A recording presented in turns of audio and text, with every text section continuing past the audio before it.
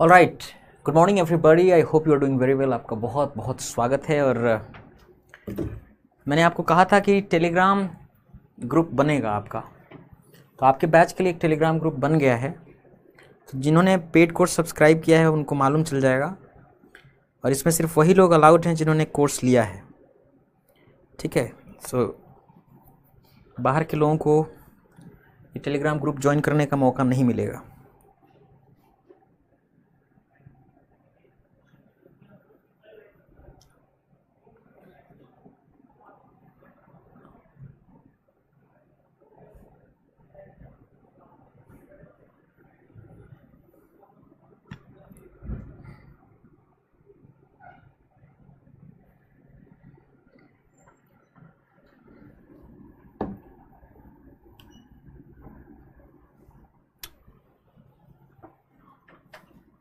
तो आप लोग उस टेलीग्राम ग्रुप को ज्वाइन कर लीजिए जल्दी से, बिकॉज आज से होमवर्क देना शुरू करेंगे, ठीक है। और रीडिंग के दौरान जो कुछ भी फंस रहा है, कोई अगर सेंटेंस फंस रहा है तो उसको हाईलाइट करके उसका स्नैप भेज दीजिए उस ग्रुप में।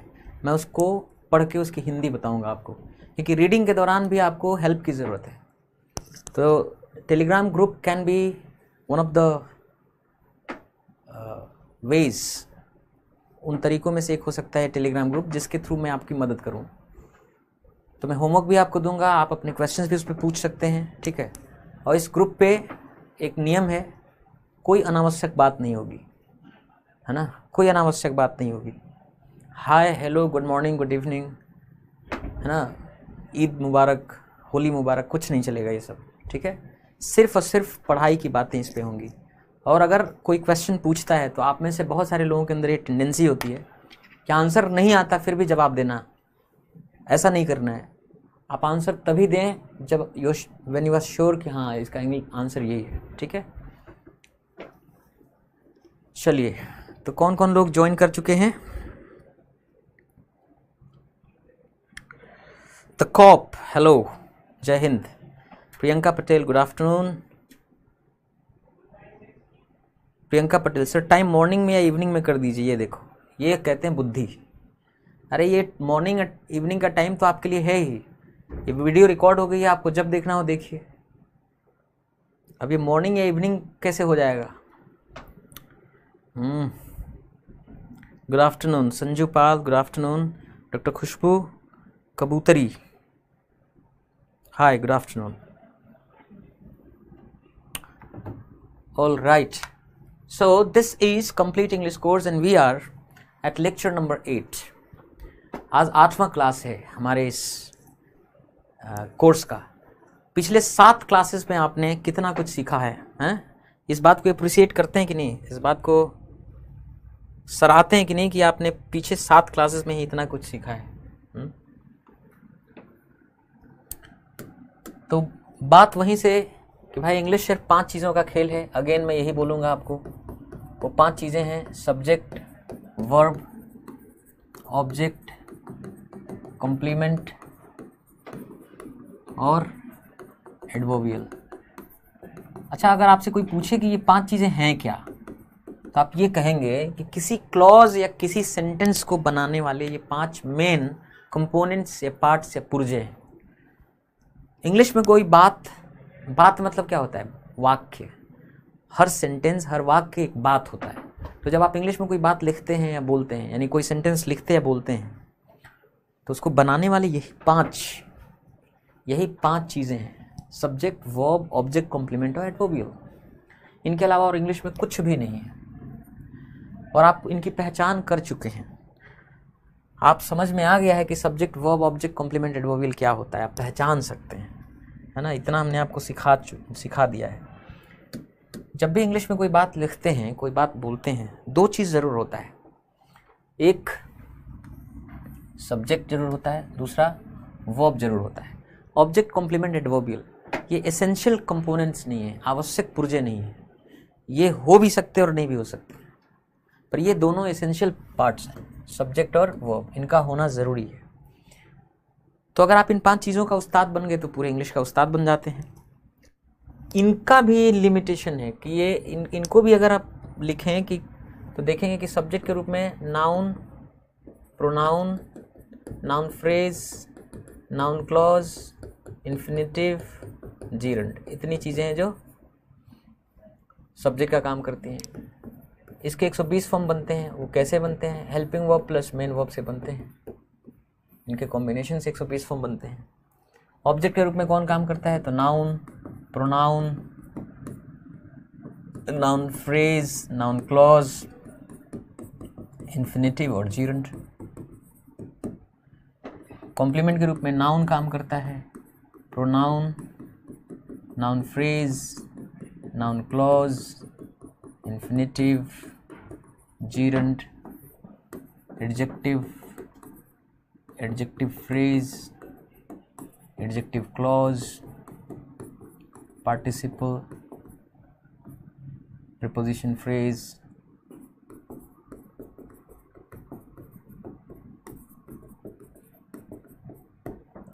एडवर्बियल के रूप में कौन काम करता है? Adverb, adverb phrase, adverb clause, preposition phrase, participle और इन्फिनेटिव।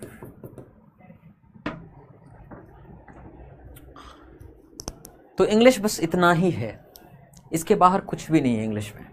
दैट्स ऑल, बस इतना ही है। इसी चीज़ का उस्ताद बनना है आपको। इन्हीं चीज़ों को बहुत महीनता से अंदर गहरा जाकर सब कुछ सीख लेना है, इनके बारे में उस्ताद बनना है। लेकिन यहाँ तक पहुँचने के लिए कि क्या है noun, pronoun, noun phrase, noun clause, infinitive, gerund, क्या है adjective, adjective phrase, adjective clause, preposition phrase, participle, क्या है adverb, adverb phrase, adverb clause, preposition phrase, participle, infinitive, इन चीज़ों को जानने समझने के लिए हमने एक पढ़ाई की, हमने एक डिस्कशन किया। वो डिस्कशन था कि इंग्लिश क्या है। तो बस सिंपल सा डेफिनेशन है हमारे लिए इंग्लिश का कि इंग्लिश तो कुछ भी अंग्रेजी में शब्दों का समूह जिसका अर्थ हो, ऐसा शब्दों का समूह, a group of words systematically arranged, जिसमें शब्दों का सिस्टमेटिक अरेंजमेंट हो, जो मीनिंगफुल हो, वो इंग्लिश है। और इंग्लिश के इस डेफिनेशन के हिसाब से इंग्लिश के अलग अलग लेवल्स, जैसे आपको मिलेंगे सेंटेंस, एक लेवल सेंटेंस है, एक लेवल है क्लॉज, एक लेवल है फ्रेज और एक लेवल है वर्ड। तो इंग्लिश का जो सबसे बेसिक लेवल है वो वर्ड है। वर्ड से ही मिलके फ्रेजेस, क्लॉजेस, सेंटेंस पूरा इंग्लिश बना होता है। इसलिए हमारी सबसे पहली जो पढ़ाई हुई थी शब्दों के बारे में हुई थी। इंग्लिश में मैंने कहा था 70,000 वर्ड्स हैं, इन्हीं से मिलके पूरा इंग्लिश बना है, जो कि 9 तरह के। हमने उन 9 तरह के शब्दों के बारे में पढ़ा। Noun, pronoun, adjective, determiner, verb, adverb, preposition, conjunction, interjection।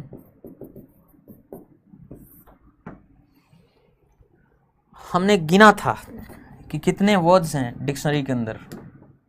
तो नाउन कितने थे? 39,000। एडजेक्टिव कितने थे? 17,000, 17,000। वर्ब कितने थे? 12,500। एडवर्ब कितने थे? 3,500, 3,500। प्रोनाउन कितने थे? 60। डिटर्मिनर कितने थे? 60। प्रीपोजिशन कितने थे? 80। कंजंक्शन कितने थे? 30।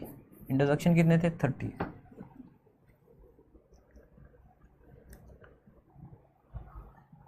तो सबसे पहला काम हमने किया कि इनकी पहचान करी। नाउन किस तरह के वर्ड्स हैं, इनकी पहचान क्या है, ये क्या फंक्शन करते हैं। प्रोनाउन किस तरह के वर्ड्स हैं, इनकी गुण विशेषता क्या है, पहचान क्या है, क्या फंक्शन करते हैं। एडजेक्टिव के बारे में, डिटर्मिनर, वर्ब, एडवर्ब, सब के बारे में हमने जाना। और अब हम पहचान सकते हैं शब्दों को। किसी सेंटेंस में जो शब्द लिखे हैं उनका क्या अर्थ है, वहाँ क्या फंक्शन कर रहे हैं, इसके आधार पर हम बता सकते हैं कि वो नाउन है कि एडजेक्टिव है कि कंजंक्शन है कि डिटर्मिनर है कि वर्ब है कि एडवर्ब है। ठीक है, यहीं से हमें एक चीज़ मालूम हुआ था, बहुत सारी चीज़ें मालूम हुई थी। जैसे नाउन के बारे में मालूम हुआ कि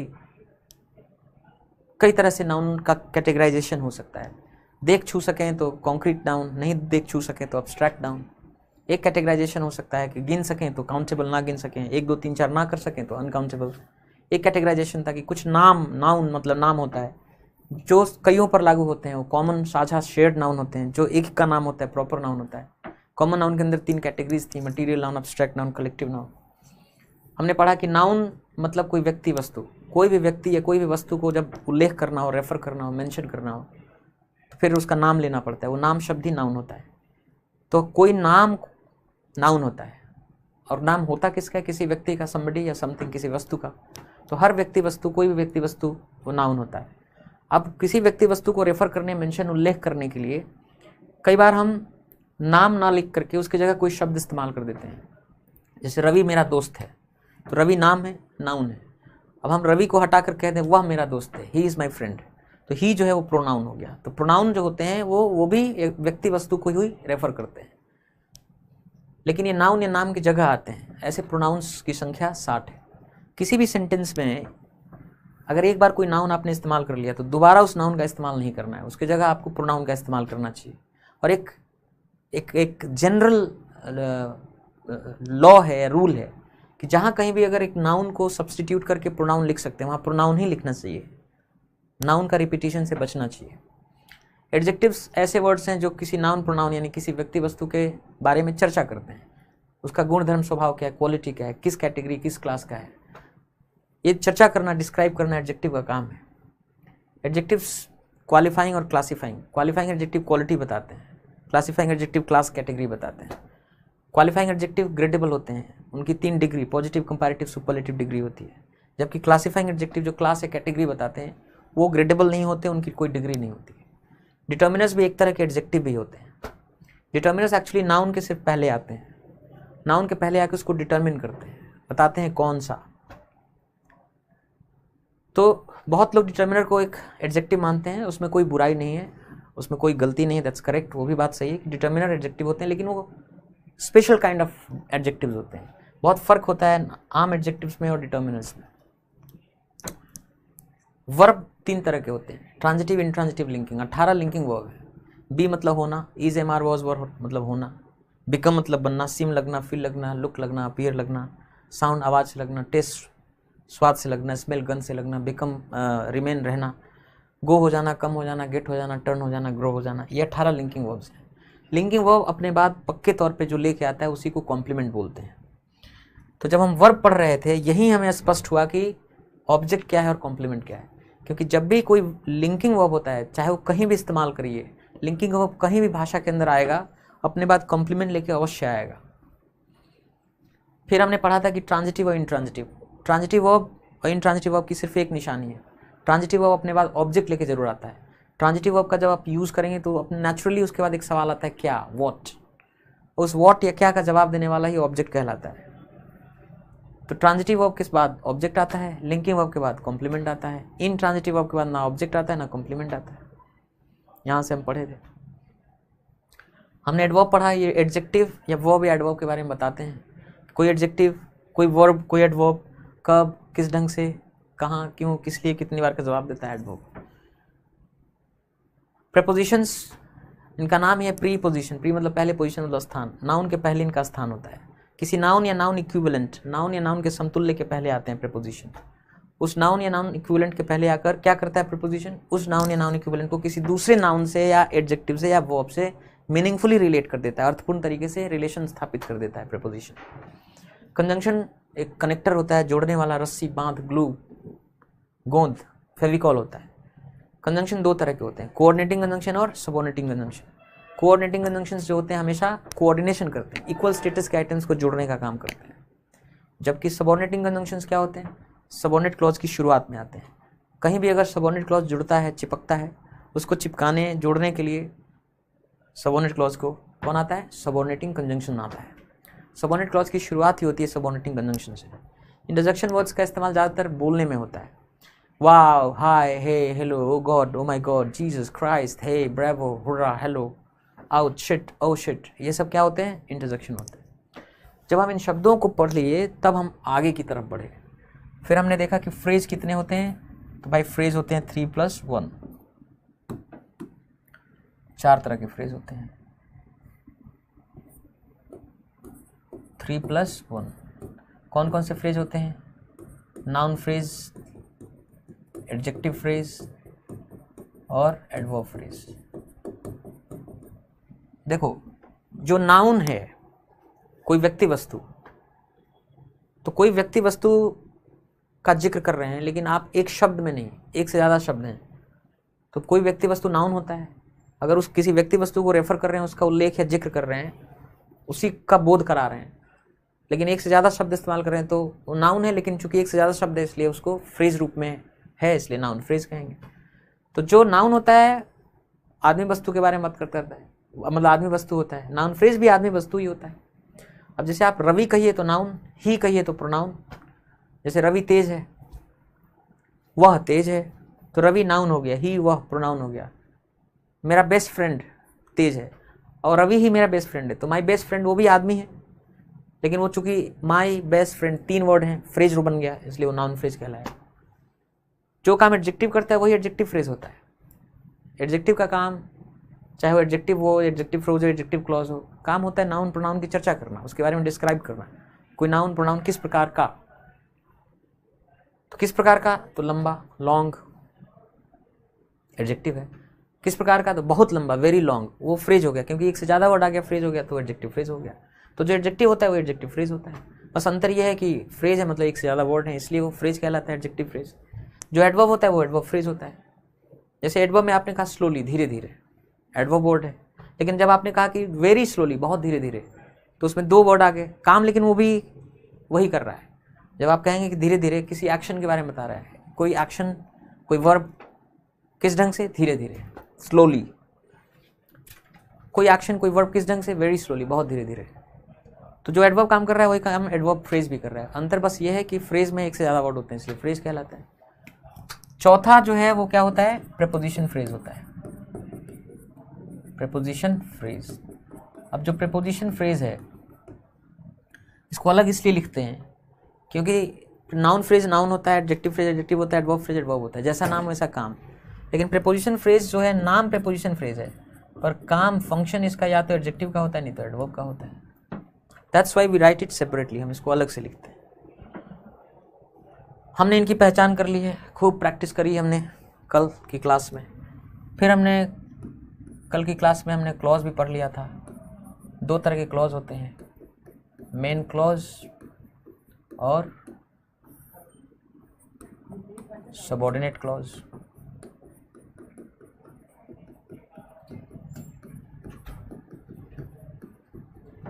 मेन क्लॉज और सबऑर्डिनेट क्लॉज, बहुत सिंपल सी पहचान है। सबऑर्डिनेट क्लॉज की शुरुआत जब भी होती है सबऑर्डिनेटिंग कंजंक्शन से होती है, और जिस क्लॉज की शुरुआत सबऑर्डिनेटिंग कंजंक्शन से नहीं होती है वो मेन क्लॉज होता है। मेन क्लॉज किसी का काम नहीं करता, वो खुद सेंटेंस जैसा होता है, जबकि सबऑर्डिनेट क्लॉज की पहचान है कि सबऑर्डिनेट क्लॉज किसी न किसी का काम करेगा। ठीक है, या तो नाउन का काम करेगा, या तो एडजेक्टिव का काम करेगा, या तो एडवर्ब का काम करेगा, किसी न किसी का काम करता है। नाउन का काम करेगा तो नाउन क्लॉज, एडजेक्टिव का काम करेगा एडजेक्टिव क्लॉज, एडवर्ब का काम करेगा एडवर्ब क्लॉज, है ना। हमने सेंटेंस भी कल पढ़ लिए थे। क्या पढ़ा था सेंटेंस के बारे में हमने, कि सेंटेंस भाव अर्थ के आधार पर 5 तरह के होते हैं और रचना के आधार पर 2 तरह के होते हैं, है ना। सिंपल सेंटेंस, सिंपल सेंटेंस में एक ही क्लॉज होता है, और मल्टीपल सेंटेंस, तो मल्टीपल सेंटेंस में 2 क्लॉज या 2 से अधिक क्लॉज होता है। आपको मालूम है कि हर सेंटेंस के भीतर एक क्लॉज, कौन सा क्लॉज, मेन क्लॉज होता है। तो हर सेंटेंस के अंदर कम से कम एक मेन क्लॉज होना चाहिए।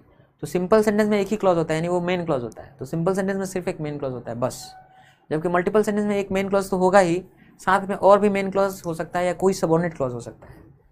तो अगर मेन क्लॉज तो होगा ही, उसके साथ अगर कोई और मेन क्लॉज आ गया तो ऐसा मल्टीपल सेंटेंस को क्या बोलते हैं हम लोग, कंपाउंड सेंटेंस बोलते हैं। और एक मेन क्लॉज तो है ही, साथ में अगर सबऑर्डिनेट क्लॉज आ गया तब हम उसको कॉम्प्लेक्स सेंटेंस बोलते हैं। ठीक है, 5 तरह के सेंटेंस होते हैं भाव अर्थ के आधार पर, कल हमने पढ़ा। तो कौन कौन से सेंटेंस होते हैं 5 तरह के, assertive sentence, interrogative sentence, interrogative pronunciation पर ध्यान दीजिएगा। इम्पेरेटिव सेंटेंस, पेरेटिव, इम्पेरेटिव सेंटेंस, एक्सक्लामेटरी सेंटेंस और एक्सक्लामेटरी सेंटेंस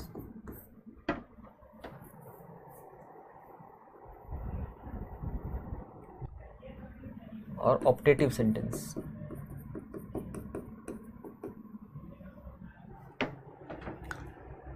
हमने assertive, interrogative, imperative sentence, exclamatory sentence भाव अर्थ के आधार पर बताया था। ये 5 तरह के होते हैं। और जो डिस्कस करा था हमने, एक कौन से सेंटेंस का हमने डिस्कशन करा था? मैंने बताया था इंपेरेटिव सेंटेंस के बारे में कल, कि इंपेरेटिव सेंटेंस की रचना कैसी होती है। तो कल मैंने जब बताया तो इंपेरेटिव सेंटेंस में क्या बताया था? इसमें ऑर्डर, आदेश, रिक्वेस्ट, निवेदन, एडवाइस, सलाह का भाव होता है। इसमें सब्जेक्ट होता है यू, जो अक्सर छुपा होता है। ठीक है।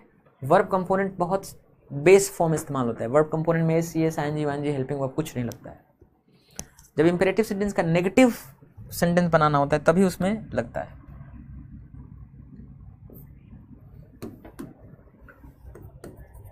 इंपेरेटिव सेंटेंस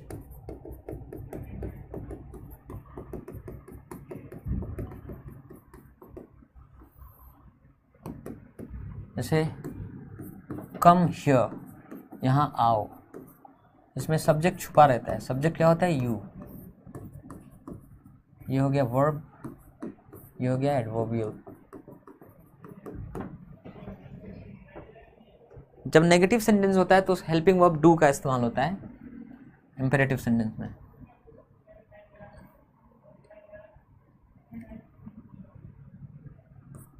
कहते हैं डू नॉट टच इट, इसको छुओ मत। इसमें भी छुपा हुआ है सब्जेक्ट यू। यू ये हेल्पिंग वर्ब है, डू नॉट टच इट।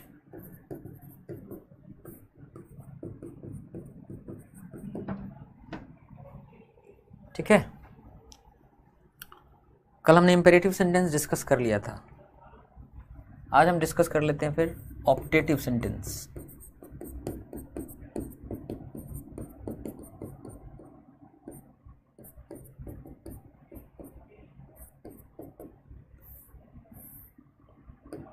आगे कैसा हो, आशीर्वाद या श्राप, विश किसी के बारे में करते हैं, इच्छा प्रकट करते हैं। भगवान करे तुम तरक्की करो, भगवान करे तुम फलो फूलो, भगवान करे दीर्घायु हो, तुम इस बार पास हो जाओ। तो ये जो विशेज़ हैं पॉजिटिव विशेज़ हैं, आशीर्वाद हैं, ब्लेसिंग्स हैं। नेगेटिव विशेज़ भी होते हैं, वो जवान मर जाए, उसको कीड़े पड़े, वो नरक में जाए, इस तरह से बोलते हैं। तो ऑप्टेटिव सेंटेंसेस में ऑप्टेट करते हैं, विश व्यक्त करते हैं, इच्छा जाहिर करते हैं किसी के लिए, अच्छा या बुरा। अच्छा होगा तो आशीर्वाद हो जाएगा, बुरा होगा तो श्राप हो जाएगा। तो ऑप्टेटिव सेंटेंसेस में जो है ना विशेस होते हैं किसी के लिए। वो विशेस अफर्मेट मतलब पॉजिटिव विशेस होंगे तो ब्लेसिंग्स, आशीर्वाद हो जाएंगे, और अगर नेगेटिव है तो कट से श्राप हो जाएंगे। ऑप्टेटिव सेंटेंस जो होता है उसकी रचना ऐसी होती है, में से शुरू होता है वो। जब भी आप किसी के बारे में विश करते हैं, सकारात्मक कि फलो फूलो, दीर्घायु बनो, या नकारात्मक श्राप देते हैं, नरक में जाओ, दोनों ही चीज़ें आप भावपूर्वक कहते हैं। जब आप इमोशनली चार्ज्ड होते हैं, खूब सारा भाव, इमोशन भरा होता है आपके अंदर, तो जब भी कोई बात आप इमोशनली कहते हैं तो उसको कहते हैं एक्सक्लेम करना। एक्सक्लेम मतलब होता है भावपूर्वक कहना। तो कोई बात अगर भावपूर्वक कही गई है तो एक्सक्लेमेशन मार्क यूज होना चाहिए। तो इसलिए ऑप्टेटिव सेंटेंस के अंत में क्या मिलता है? एक्सक्लेमेशन मार्क मिलता है। मे यू गेट दिस जॉब, भगवान करें तुमको ये जॉब मिल जाए। अब इसमें ये जो मे से सेंटेंस शुरू होता है, मे हेल्पिंग वर्ब है, base form of the verb. Main verb जो इस्तेमाल होता है वो ओरिजिनल फॉर्म होता है वर्ब का फर्स्ट फॉर्म होता है, बेस फॉर्म होता है। इसमें भी एस सी एस आईएनजी वाईएनजी कुछ नहीं लगता है, ये भी सिंपल है इसका वर्ब कंपोनेंट। यहाँ देखिए ये सब्जेक्ट है, ये हेल्पिंग वर्ब है, ये मेन वर्ब है। तो हेल्पिंग वर्ब में से शुरू होता है अंत में एक्सक्लेमेशन मार्क मिलता है, ये ऑब्जेक्ट है। मे यू गेट दिस जॉब, भगवान करे तुम्हें ये जॉब मिल जाए। मे द किंग डाई सून, भगवान करे रजवा जल्दी मर जाए। श्राप है, कर्स है। देखिए इसमें भी मे से सेंटेंस शुरू हो रहा है, मेन वर्ब का बेस फॉर्म होता है, ये एडवर्बियल है जल्दी। इसमें भी देखिए आप एक्सक्लेमेशन मार्क से खत्म हो रहा है।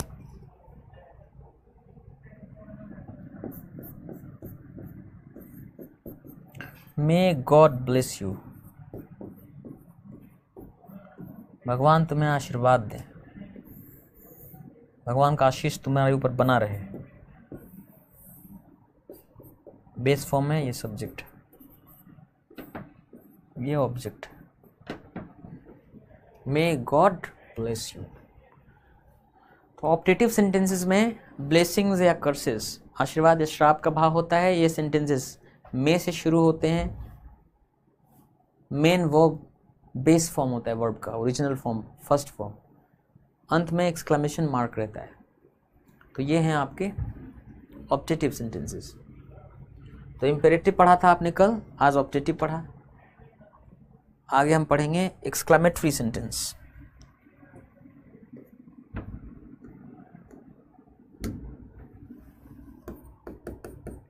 एक्सक्लेमेटरी सेंटेंस, देखिए एक्सक्लेमेटरी सेंटेंस नाम से ही समझ में आ रहा है, ये बना है एक्सक्लेम से। आपको मालूम है एक्सक्लेम का मतलब क्या होता है? एक्सक्लेम का मतलब होता है कोई बात भावपूर्वक बोलना। एक होता है साधारण तरीके से बोलना, एक होता है इमोशनली चार्ज्ड होकर बोलना, भावपूर्वक होकर बोलना, भाव से भरे होकर बोलना। तो इसका नाम चूंकि देखिए नाम से ही क्या है, ये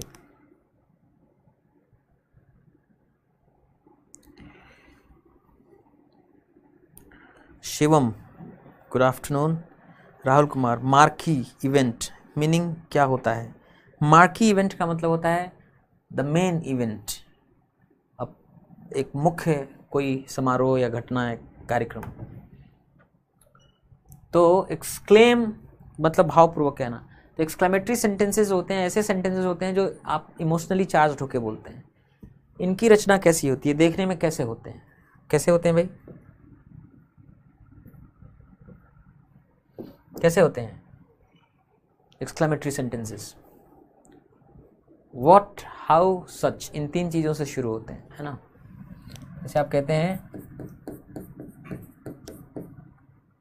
what a car it is, क्या कार है ये। व्हाट एन आइडिया, क्या आइडिया है।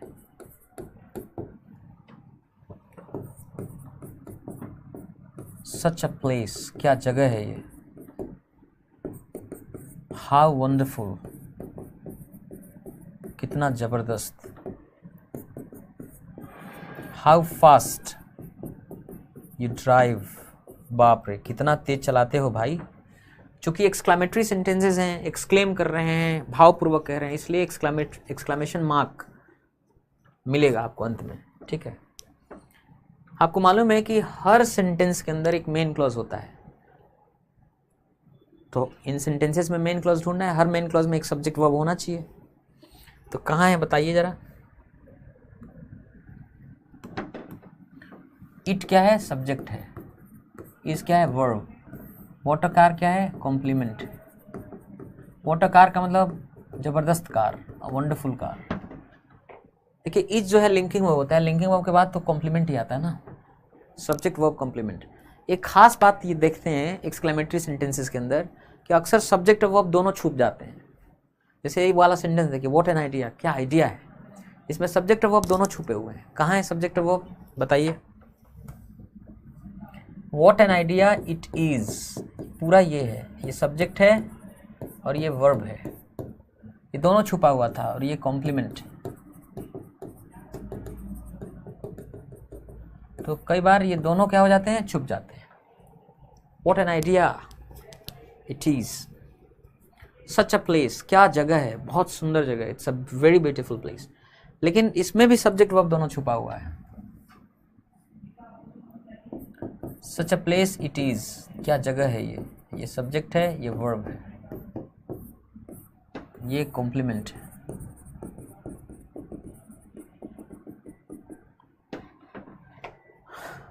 हाउ वंडरफुल, कितना जबरदस्त, बहुत जबरदस्त, इसमें भी सब्जेक्ट वर्ब दोनों छुपा हुआ है।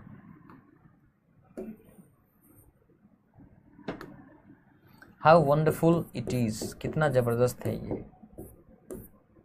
ये सब्जेक्ट है, ये वर्ब है और ये कॉम्प्लीमेंट है।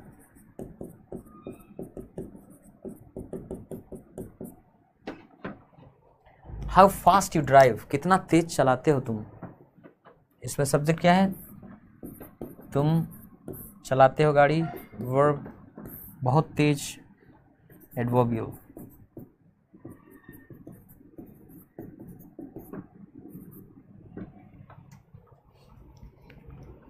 तो एक्सक्लेमेटरी सेंटेंसेस में एक्सक्लेम करते हैं, आप कोई बात मतलब किसी तरह के भाव से, आश्चर्य से, नफरत से, है ना, प्रशंसा भाव से कुछ बोलते हैं, इमोशनली चार्ज होकर बोलते हैं, इसलिए इन सेंटेंसेस के अंत में एक्सक्लेमेटरी मार्क मिलता है, एक्सक्लेमेशन मार्क मिलता है। अक्सर सब्जेक्ट और वर्ब दोनों छुपे होते हैं, है ना।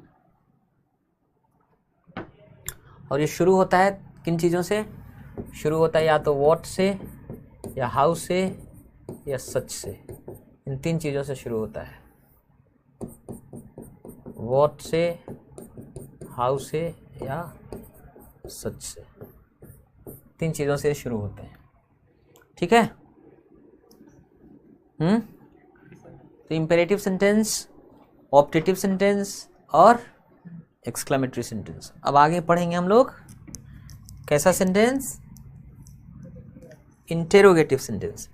अब देखो, इंटेरोगेट का मतलब होता है पूछताछ करना। पुलिस थाने में इंटेरोगेट करती है, आपसे पूछताछ करती है, इंटेरोगेट करती है। तो इंटेरोगेट वर्ब है, पूछताछ करना, इसी से बना है इंटेरोगेटिव सेंटेंस। तो ऐसा सेंटेंस जिसमें इंटेरोगेट या पूछताछ या प्रश्न का भाव हो, प्रश्न का भाव। और प्रश्न, कोई चीज़ प्रश्न है, इसकी निशानी क्वेश्चन मार्क, ये होती है। तो इंटेरोगेटिव सेंटेंसेस क्वेश्चंस होते हैं, जिसमें प्रश्न का भाव हो, वो इंटेरोगेटिव सेंटेंस है। इसके अंत में क्वेश्चन मार्क मिलता है। दो तरह के इंटेरोगेटिव सेंटेंसेस होते हैं। एक इंटेरोगेटिव सेंटेंसेस होते हैं जिनका उत्तर हाँ ना में संभव नहीं हो, हम हाँ ना में संभव है। जैसे डू यू नो मी, क्या आप मुझे जानते हैं। देखो, ये हेल्पिंग वर्ब है, ये मेन वर्ब है, ये सब्जेक्ट है। इंटेरोगेटिव सेंटेंस की एक खासियत है कि इसमें वर्ब पहले आता है और सब्जेक्ट बाद में आता है। डू यू नो मी, क्या आप मुझे जानते हैं, यस हाँ, या नो ना। इज माया रेडी, क्या माया तैयार है, हाँ तैयार है या नहीं, तैयार नहीं है। देखिए, ये सब्जेक्ट है, ये वर्ब है, इसमें भी वर्ब पहले आया, ये कॉम्प्लीमेंट है, हाँ या ना, ठीक है।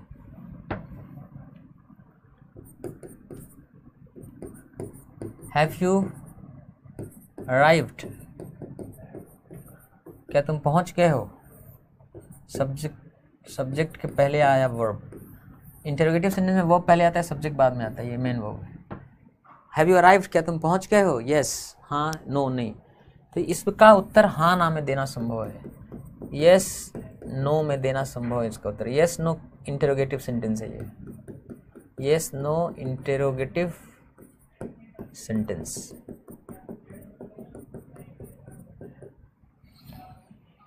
अच्छा, लेकिन कुछ ऐसे क्वेश्चंस हैं या इंटरोगेटिव सेंटेंसेस हैं जिनका उत्तर हाँ ना में संभव नहीं है। कब जाओगे, कहाँ जाओगे, क्यों जाओगे, क्या खाओगे, कैसे रहोगे, इसका उत्तर हाँ ना में संभव नहीं होता है। इसमें कब, कहाँ, क्यों, किस, ये सब पूछा जाता है। तो जो WH वर्ड्स होते हैं, वॉट, WHAT वॉट मतलब क्या, WHERE वेयर मतलब कहाँ, WHEN व्हेन, HOW हाउ कैसे, है ना, WHICH विच मतलब कौन। तो जो क्या, कौन, WHO हु मतलब कौन, तो ये जो WH वाले वर्ड होते हैं, question word, who did this, किसने किया ये, है ना, ये वर्ब है, ये सब्जेक्ट है, ये है ऑब्जेक्ट।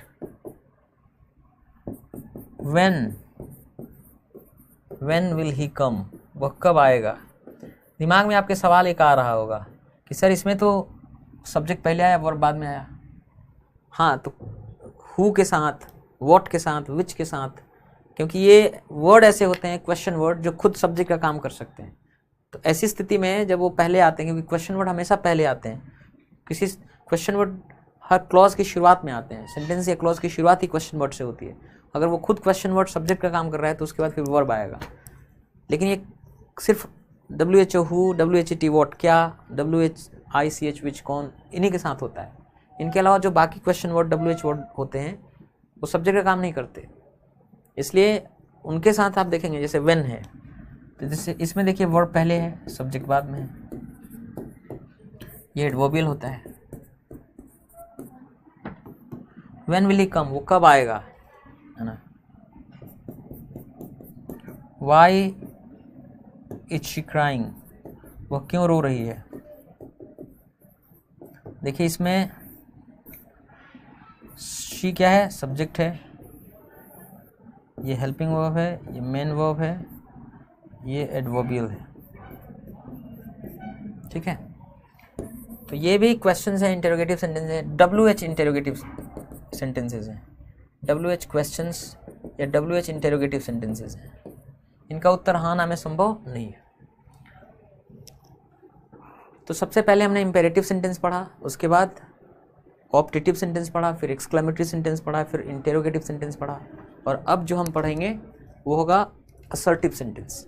देखिए असर्ट करने का मतलब होता है कोई बात कहना, स्टेट मतलब कहना, असर्ट मतलब कहना।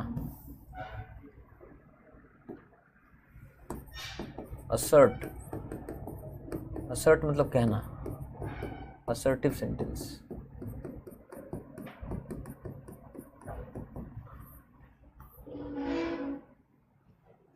है ना।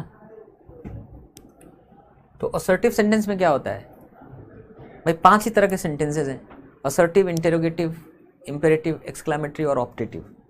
तो जो इंपेरेटिव सेंटेंस नहीं है, ऑप्टेटिव सेंटेंस नहीं है, एक्सक्लेमेटरी सेंटेंस नहीं है, इंटेरोगेटिव सेंटेंस नहीं है, वो क्या है फिर, असर्टिव सेंटेंस है। तो असर्टिव सेंटेंस में कोई बात है नहीं है, होना चाहिए नहीं होना चाहिए, होता है नहीं होता है, हुआ नहीं हुआ, इस तरह की बात रहती है, ठीक है। ना इसमें प्रश्न का भाव होता है, ना इसमें आदेश, रिक्वेस्ट, एडवाइस करते हैं, ना इसमें श्राप, आशीर्वाद की बात होती है, और ना ही ये व्हाट, सच से, हाउ से शुरू होते हैं।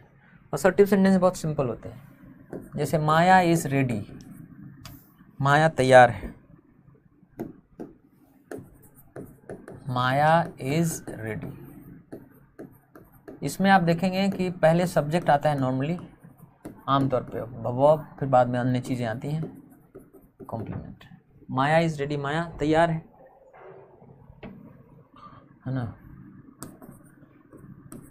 रवि डिड दिस, रवि ने ये काम किया, रवि सब्जेक्ट है, डिड काम किया, वर्ब, दिस ऑब्जेक्ट है। She will come next month, वो आएगी अगले महीने। शी सब्जेक्ट है, विल कम आएगी, वर्ब है, नेक्स्ट मंथ ये एडवर्बियल है।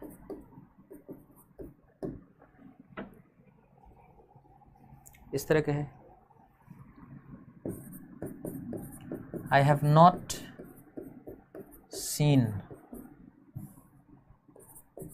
I have not seen that, मैंने वो चीज़ देखी नहीं है। आई सब्जेक्ट है, हैव हेल्पिंग वर्ब है, सीन देखिए ये मेन वर्ब है, नॉट एडवर्बियल का काम करता है, दैट ऑब्जेक्ट है। I have not seen that, मैंने वो चीज़ नहीं देखी है, ये असर्टिव सेंटेंस है।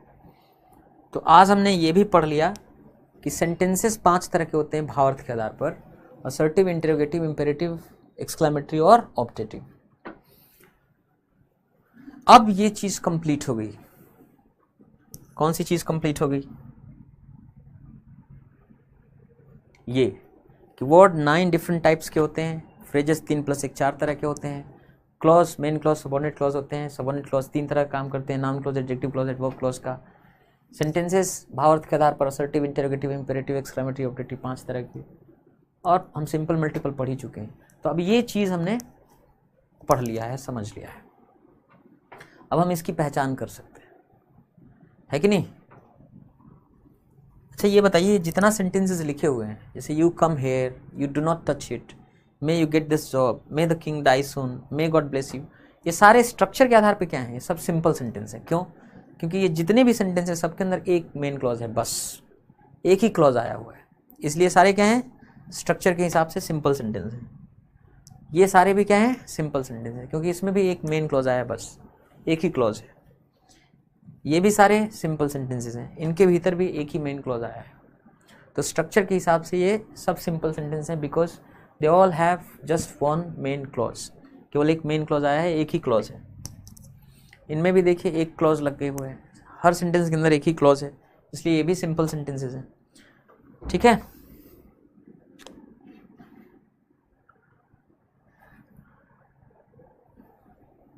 Bhaskar is asking sir Telegram group से कैसे जुड़ेंगे? टेलीग्राम ग्रुप बन गया है, और जब आप ऐप देखेंगे तो उसी में नीचे ऑप्शन, जब आप ऐप खोलेंगे तो वहाँ पे टेलीग्राम का ऑप्शन दिखेगा आपको। तो अभी क्लास कर लीजिए, बाद में आप जब देखेंगे तो दिखेगा। डॉक्टर खुशबू कबूतरी is asking sir adverbial when subject हो सकता है एंड जब व्हेन एडजेक्टिव सब्जेक्ट होगा तो कैसे पता चलेगा कि वो एडवर्बियल है या एडजेक्टिव? नहीं, व्हेन या ये एडजेक्टिव नहीं होता, व्हेन सब्जेक्ट का काम नहीं करता कभी। ठीक है, when never functions as the subject. Subject के रूप में हमेशा कोई आदमी, वस्तु, कोई नाउन या नाउन इक्विवेलेंट ही आ सकता है। व्हेन जो है कंजंक्शन का काम करता है, या व्हेन एडवर्ब का काम करता है, वो कभी नाउन जैसा काम नहीं करता, इसलिए वो सब्जेक्ट नहीं हो सकता व्हेन।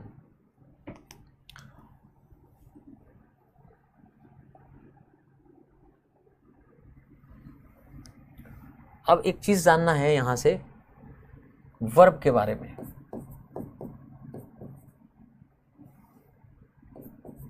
देखिए वर्ब 12,503 तरह के हैं।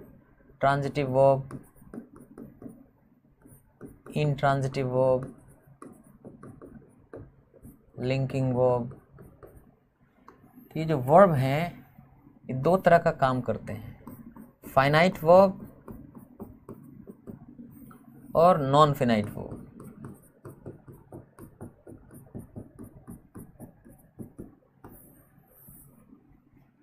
ये दो तरह का काम करते हैं, फाइनाइट और नॉन फाइनाइट।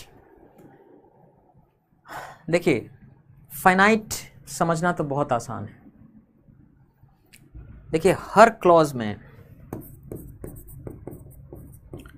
या हर सेंटेंस में, क्योंकि हर सेंटेंस के अंदर एक मेन क्लॉज होना जरूरी है, तो हर सेंटेंस में या हर क्लॉज में क्या आता है?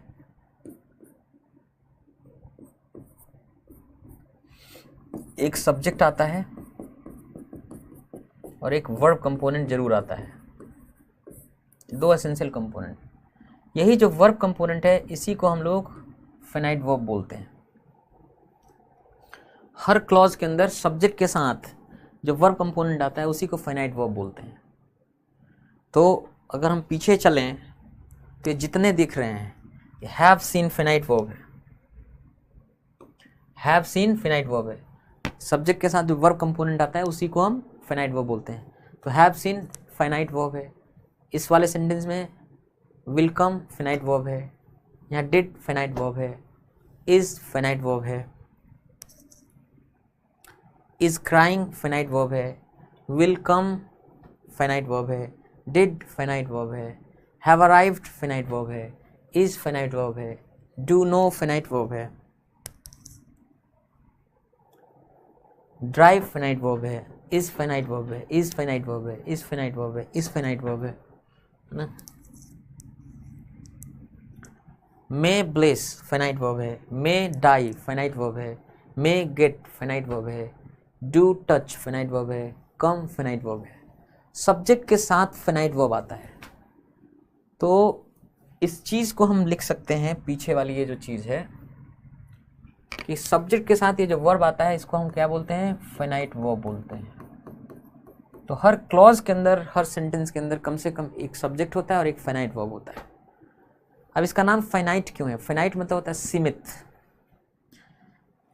तो इसका कारण ये हो सकता है कि ये जो वर्ब होता है ना, हमेशा सब्जेक्ट द्वारा लिमिटेड होता है, सीमित होता है।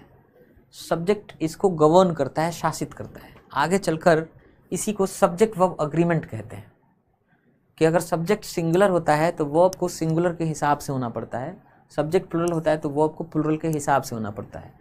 सब्जेक्ट चूंकि इसको लिमिट करता है, गवर्न करता है, शासित करता है, शायद perhaps this is the reason why, यही कारण है कि हम इसको फिनाइट वर्ब बोलते हैं। अब फिनाइट वर्ब के कितने रूप होते हैं? 120 रूप होते हैं। और बनते कैसे हो 120 रूप? तो helping verb plus main verb के कॉम्बिनेशन से बनते हैं। ठीक है, तो वापस अगर चलें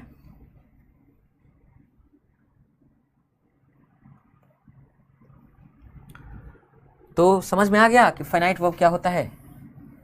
फाइनाइट वर्ब होता है हर सब्जेक्ट के साथ, किसी भी क्लॉज में हर सब्जेक्ट के साथ जो वर्ब कंपोनेंट आता है उस वर्ब कंपोनेंट को ही हम फाइनाइट वर्ब बोलते हैं। और ये फाइनाइट वर्ब बनता कैसे है? तो इस फाइनाइट वर्ब के 120 रूप हैं। और ये 120 रूप बनते कैसे हैं? Helping verb plus main verb के कॉम्बिनेशन से बनते हैं। अब हेल्पिंग वर्ब कौन कौन से हैं? Be, is, am, are, was, were, being, been, has, have, had, do, does, did. इनको बोलते हैं हम लोग प्राइमरी हेल्पिंग वर्ब।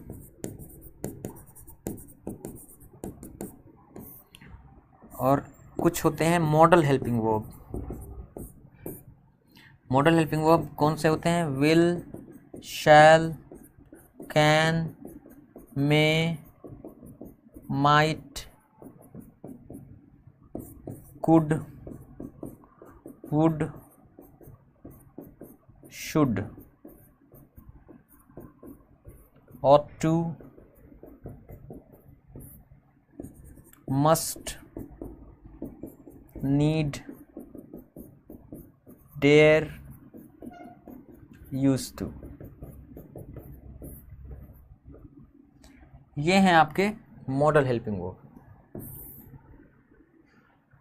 तो इन्हीं हेल्पिंग वर्ब्स में से कोई आप हेल्पिंग वर्ब लीजिए, उसके साथ मेन वर्ब जुड़ते चले जाएंगे और 120 फॉर्म बनेंगे।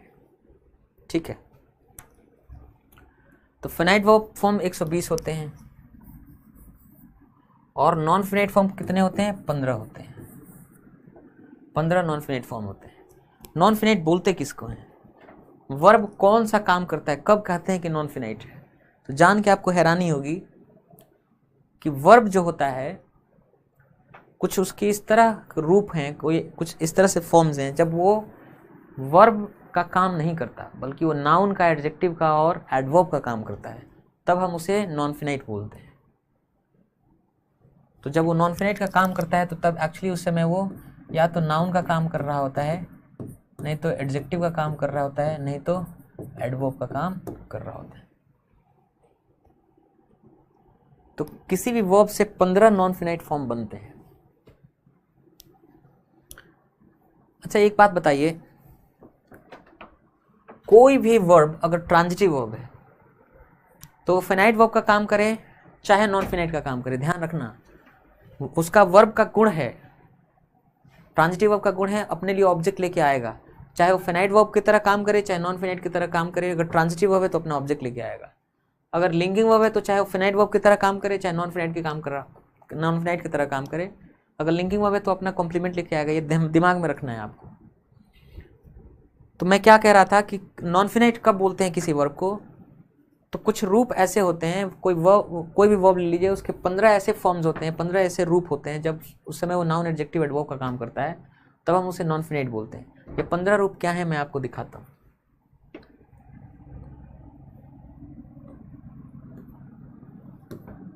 जैसे एक वर्ब ले लेते हैं, जैसे डू मतलब करना होता है, to do, to be done, to have done, to have been done,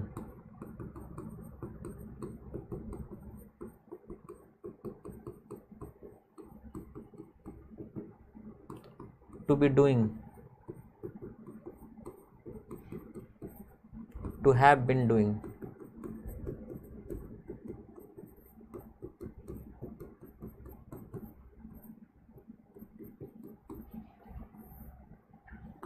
इनको हम कहते हैं इन्फिनिटिव।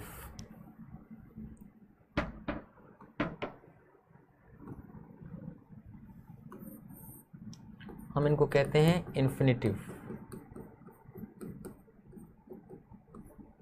ये 6 रूप हो गए इन्फिनिटिव के। इन्फिनिटिव जो है ना, ये नाउन का भी काम करते हैं, एडजेक्टिव का भी काम करते हैं, और ये एडवर्ब का भी काम करते हैं। Doing, being done,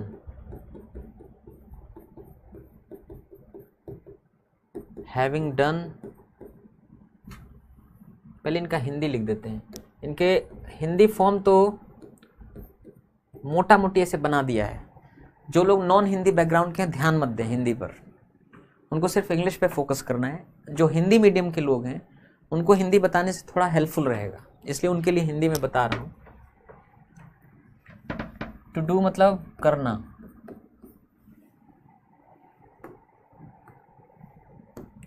to be done मतलब किया जाना,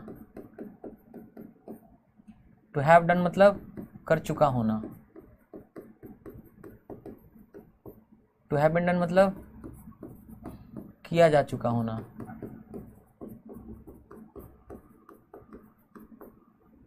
टू बी डूइंग कर रहा होना,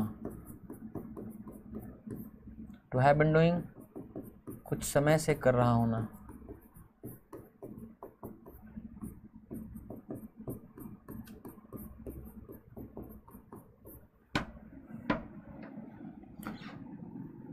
डूइंग, बीइंग डन। डूइंग मतलब करना, बीइंग डन मतलब किया जाना, having done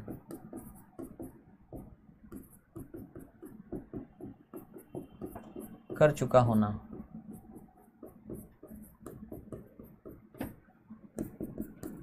having been done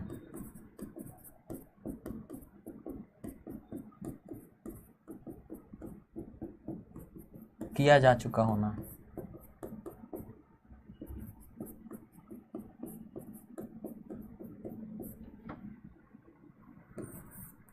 इनको हम लोग जीरन बोलते हैं। ये जो 4 फॉर्म है जीरन के, ये सिर्फ नाउन का ही काम करते हैं।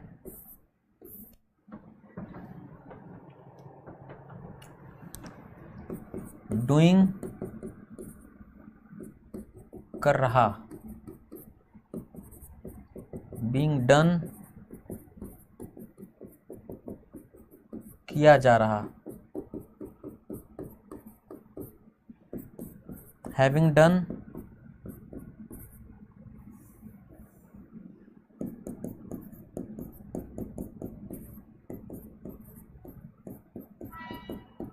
हैविंग डन कर चुका हुआ,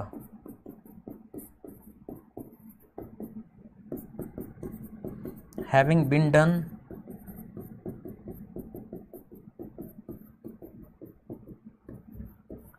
किया जा चुका हुआ,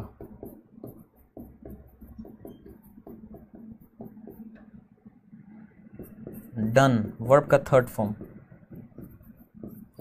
एक्चुअली देखिए क्या है, do did done 3rd form done होता है। तो जब भी किसी वर्ब का आप नॉन फिनाइट फॉर्म लिखते हैं, ये 15, उसमें वर्ब का थर्ड फॉर्म इस्तेमाल होता है या वर्ब का फर्स्ट फॉर्म इस्तेमाल होता है। ये जो 5 रूप हैं, ये या तो एडजेक्टिव का काम करते हैं, नहीं तो एडवर्ब का काम करते हैं।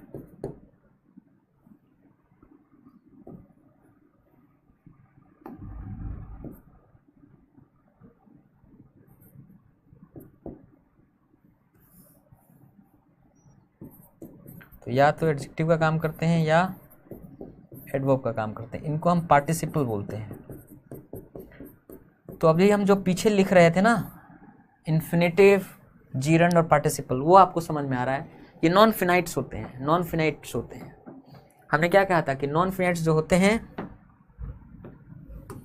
वो किसका काम करते हैं? नॉन फिनाइट काम करते हैं या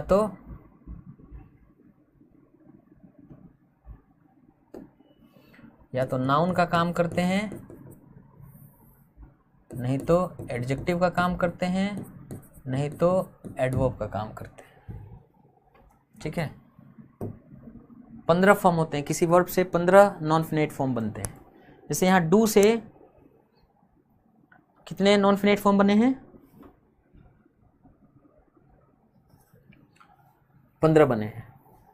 जिस तरह से डू से बने हैं वैसे ही राइट मतलब लिखना होता है, राइट, रोट, रिटन। तो किसी भी वर्ब से 15 नॉन फिनाइट फॉर्म बनेंगे। टू राइट लिखना, टू बी रिटन, वर्ब का थर्ड फॉर्म रिटन होता है, लिखा जाना। टू हैव रिटन, लिख चुका होना। टू हैव बीन रिटन, लिखा जा चुका होना। टू बी राइटिंग, लिख रहा होना। टू हैव बीन राइटिंग, कुछ समय से लिख रहा होना। राइटिंग, लिखना। बीइंग रिटन, लिखा जाना। हैविंग रिटन, लिख चुका होना। हैविंग बीन रिटन, लिखा जा चुका होना। राइटिंग, लिख रहा। बीइंग रिटन, लिखा जा रहा। हैविंग रिटन, लिख चुका हुआ। हैविंग बीन रिटन, लिखा जा चुका हुआ। रिटन, लिखा गया। उसी तरह से सेल मतलब बेचना, sell, sold, sold, third form sold होता है। उससे कैसे नॉन फिनाइट फॉर्म 15 बनेंगे? टू सेल, बेचना। और यहाँ जो टू देख रहे हैं ये इन्फिनेटिव मार्कर कहलाता है। प्रपोजिशन होता है TO2, वो प्रपोजिशन नहीं है, इसको इन्फिनेटिव मार्कर बोलते हैं। मार्कर मतलब निशानी, जामा, शर्ट, कपड़ा उसका। तो टू राइट, टू सेल, बेचना। टू बी सोल्ड, बेचा जाना। टू हैव सोल्ड, बेच चुका होना। टू हैव बीन सोल्ड, बेचा जा चुका होना। टू बी सेलिंग, बेच रहा होना। दिमाग लगाओ, ध्यान दो। टू हैव बीन सेलिंग, कुछ समय से बेच रहा होना। सेलिंग, बेचना। बीइंग सोल्ड, बेचा जाना। हैविंग सोल्ड, बेच चुका होना। हैविंग बीन सोल्ड, बेचा जा चुका होना। सेलिंग, बेच रहा। बीइंग सोल्ड, बेचा जा रहा। हैविंग सोल्ड, बेच चुका हुआ। हैविंग बीन सोल्ड, बेचा जा चुका हुआ। बेचा जा चुका हुआ है।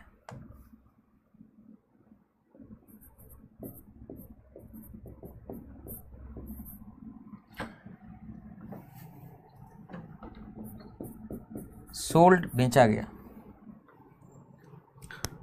तो देखिए आप एक चीज ध्यान दीजिए, doing, being done, having done, having been done, same यहां भी है। Doing, being done, having done, having been done. लेकिन इसको यहां जीरंड कह रहे हैं, इसको पार्टिसिपल कह रहे हैं, सेम फॉर्म है। देखिए फॉर्म तो सेम है, लेकिन doing, being done, having been done वाले जो फॉर्म है, ये जो रूप हैं वर्ब के, जब ये नाउन का काम करें तब हम जीरंड कहते हैं। लेकिन जब ये सेंटेंस के अंदर कहीं एडजेक्टिव या एडवर्ब का काम करें तब हम इन्हें पार्टिसिपल कहते हैं। और थोड़ा हिंदी मीनिंग भी अलग अलग है। जैसे यहाँ डूइंग मतलब करना, बीइंग डन किया जाना, हैविंग डन कर चुका होना, हैविंग बीन डन किया जा चुका होना है। लेकिन यहाँ डूइंग मतलब कर रहा, बीइंग डन किया जा रहा, हैविंग डन कर चुका हुआ, हैविंग बीन डन किया जा चुका हुआ। यहाँ हिंदी मीनिंग भी क्या है, अलग है। ठीक है, तो डू, डिड, डन वर्ब का थर्ड फॉर्म है। राइट, रोट, रिटन वर्ब का थर्ड फॉर्म रिटन है। सेल, सोल्ड, सोल्ड वर्ब का थर्ड फॉर्म सोल्ड है। तो जब हम ये नॉन फिनाइट फॉर्म लिख रहे हैं तो नॉन फिनाइट फॉर्म लिखते हुए किसी वर्ब का थर्ड फॉर्म इस्तेमाल हो रहा है या वर्ब का फर्स्ट फॉर्म इस्तेमाल हो रहा है। ठीक है, ये भी वर्ब का थर्ड फॉर्म है ना, डन। अब एक बात आपके दिमाग में आएगी कि डू मतलब करना, डू तो एक ट्रांजिटिव वर्ब है। तो जब डू ट्रांजिटिव वर्ब है तो इसका ऑब्जेक्ट हमेशा आना चाहिए, क्योंकि ट्रांजिटिव वर्ब का नेचर है, चाहे कहीं भी यूज हो वो ट्रांजिटिव वर्ब है तो अपना ऑब्जेक्ट लेके आएगा। अगर कोई लिंकिंग वर्ब है तो उसका नेचर है कि लिंकिंग वर्ब अपने बाद अपना कॉम्प्लीमेंट लेके आएगा। तो आप कहेंगे कि सर इसमें ऑब्जेक्ट आपने लिखा नहीं। आप जो भी ऑब्जेक्ट है लिख सकते हैं, लिखिए, वो लिखना ही पड़ेगा, लेकिन डू का ऑब्जेक्ट तो कुछ भी हो सकता है ना। तो मैंने सिर्फ क्या लिखा है, बेस फॉर्म लिख दिया उसका। अगर कोई ट्रांजिटिव वर्ब है तो अपना ऑब्जेक्ट लेके जाहिर सी बात है आएगा, या कोई लिंकिंग वर्ब है तो जाहिर सी बात है अपना कॉम्प्लीमेंट लेके आएगा। तो जो उसका ऑब्जेक्ट होगा या जो उसका कॉम्प्लीमेंट होगा उसको साथ में ही जोड़ के बोलेंगे। जैसे मान लीजिए टू डू वर्क, काम करना, तो एक साथ इन्फिनेटिव है, वर्क अलग नहीं होगा, इसी का पार्ट होगा वो वर्क। तो देख लीजिए, कोई भी वर्ब जो है जब नॉन फिनाइट का काम करेगा तब वो नाउन या एडजेक्टिव या एडवर्ब का काम करेगा, लेकिन उसके अंदर वर्ब वाला गुण भी रहेगा। वर्ब वाला कौन सा गुण रहेगा? तो वर्ब का क्या गुण होता है कि अगर ट्रांजिटिव वर्ब है तो अपना ऑब्जेक्ट लेके साथ में चलेगा, अगर लिंकिंग वर्ब है तो अपना कॉम्प्लीमेंट लेके साथ में चलेगा। कोई भी वर्ब हो, ट्रांजिटिव, इंट्रांजिटिव, लिंकिंग हो, एडवर्बियल अपना साथ में लेके चल सकता है। तो जब भी आप इन्फिनेटिव या जीरंड या पार्टिसिपल देखेंगे तो केवल इतना ही नहीं होगा, आप आगे इनका ऑब्जेक्ट, इनका कॉम्प्लीमेंट, इनका एडवर्बियल देख सकते हैं, और वो पूरा मिला करके आप कहेंगे इन्फिनेटिव है या जीरंड है या पार्टिसिपल है। समझ में आ रहा कि नहीं आ रहा है? जैसे एग्जाम्पल के लिए मैं लिखूं to kill animals without reason.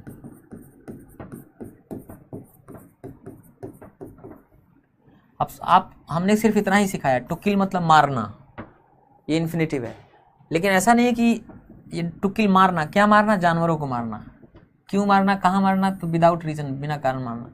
तो ये किल अपने लिए ऑब्जेक्ट लेके आया है, और ये टू किल अपने लिए एडवर्बियल लेके आया है, और एक्चुअली इन्फिनेटिव यहाँ से यहाँ पूरा है, ये पूरा ये इन्फिनेटिव है। ये नहीं कि केवल टू किल तक ही इन्फिनेटिव है, यही मैं समझा रहा था।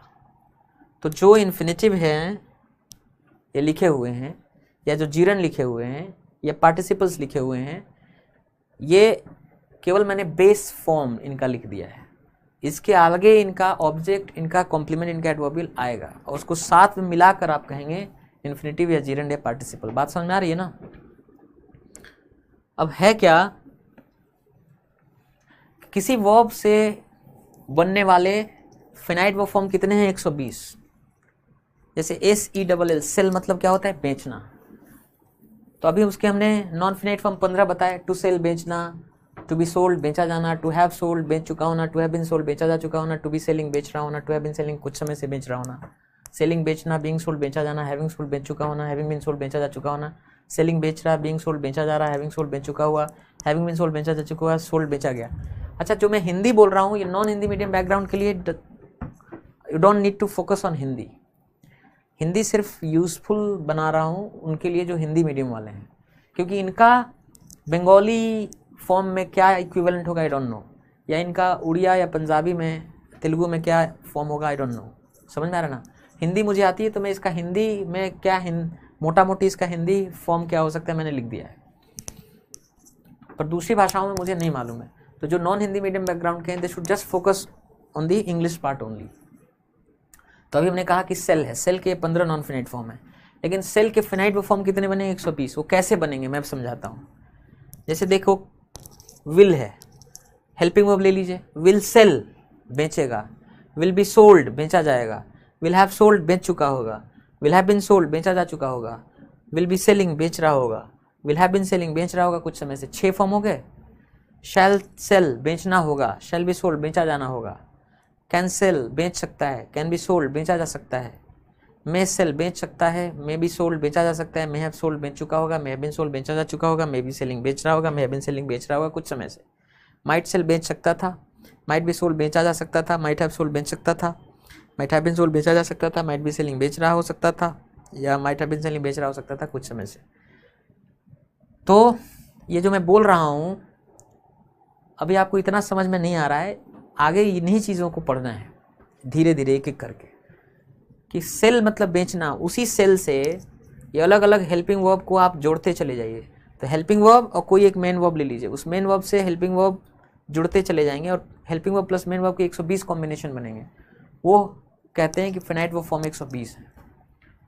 और किसी वर्ब से नॉन फिनाइट फॉर्म कितने बनते हैं? 15। नॉन फिनाइट इसका नाम इसलिए है, बताए थे फाइनाइट इसका नाम इसलिए क्योंकि सब्जेक्ट इसको गवर्न करता है।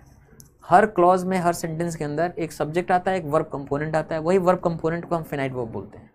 तो चूंकि सब्जेक्ट उस वर्ब कंपोनेंट को गवर्न करता है, शासित करता है, इसलिए सीमित या फिनाइट कहलाता है।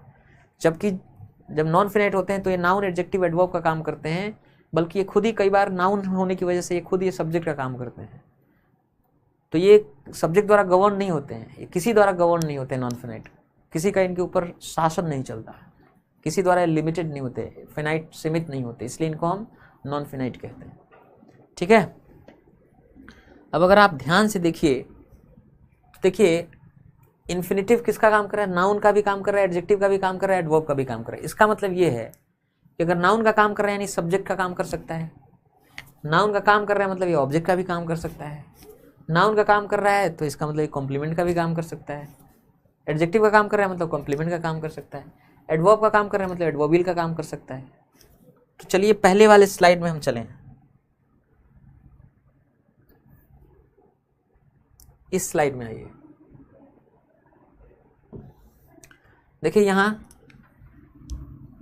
आप देख रहे हैं कि इन्फिनेटिव लिखा हुआ है, यहाँ क्या लिखा हुआ है? जीरन लिखा हुआ है। ये सब्जेक्ट का काम करते हैं। क्यों करते हैं जरा सोचिए।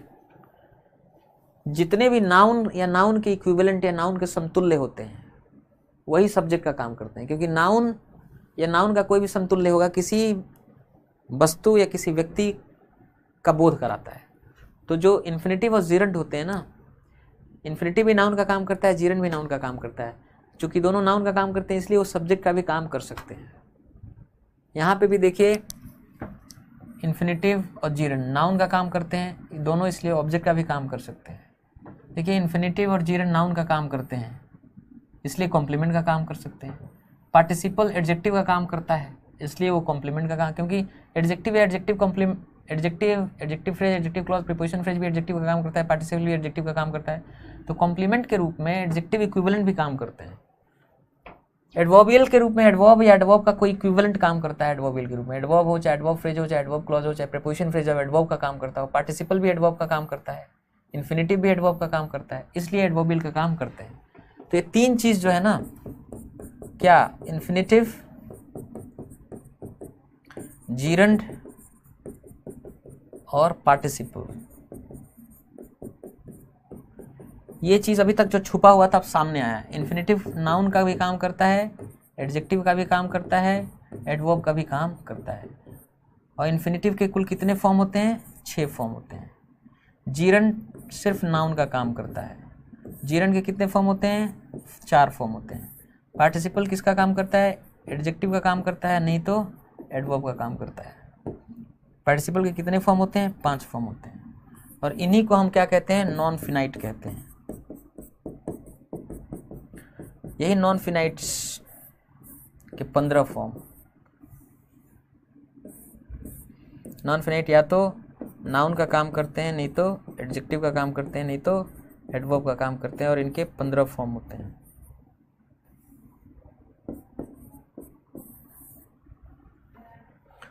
तो ये जो इन्फिनेटिव, जीरंट, पार्टिसिपल हैं वो भी अब कवर हो गए।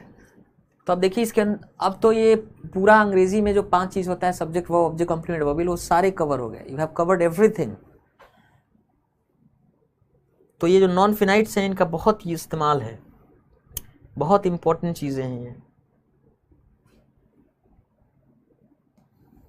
है ना। किसी वर्ब से बनने वाले जो 15 नॉन फिनाइट फॉर्म हैं, भयंकर इस्तेमाल है इनका। They are used a lot, हर जगह इस्तेमाल होता है।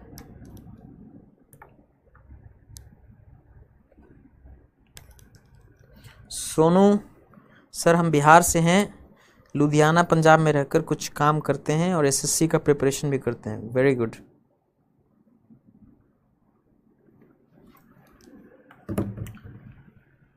अब आप सोचेंगे कि सर इनका इस्तेमाल कैसे होता है नाउन के रूप में, कैसे इस्तेमाल होता है इनका एडजेक्टिव या एडवर्ब के रूप में। थोड़ा हम दिखाते हैं, ज़्यादा चर्चा बाद में करेंगे। जैसे आप इसी को ले लीजिए,